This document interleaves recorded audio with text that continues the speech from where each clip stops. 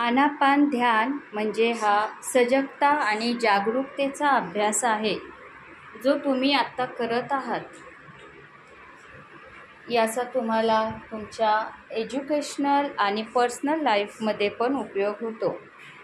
जसं की अभ्यासामध्ये लक्ष लागणे, तुमची वाचण्याची जी कला आहे ती छान वृद्धिंगत होणे, म्हणजे रीडिंग स्किल, रायटिंग स्किल वाढणे, आर्ट आणि क्राफ्ट क्रिएशनमध्ये तुम्हाला आवड निर्माण होणे, कॉन्फिडन्स बिल्टअप होणे, तुम्हाला ग्रुप ॲक्टिव्हिटीमध्ये इंटरेस्ट निर्माण होणे, त्यानंतर तुमचं माइंड कॉन्सन्ट्रेशन वाढणे, तुमचा परफॉर्मन्स चांगला होणे, तुमची भीती दूर होणे, तुम्ही कोणत्याही गोष्टीला घाबरता ती भीती दूर होते आणि कॉन्फिडन्स वाढल्यामुळे तुम्ही कोणताही छान निर्णय घेऊ शकता.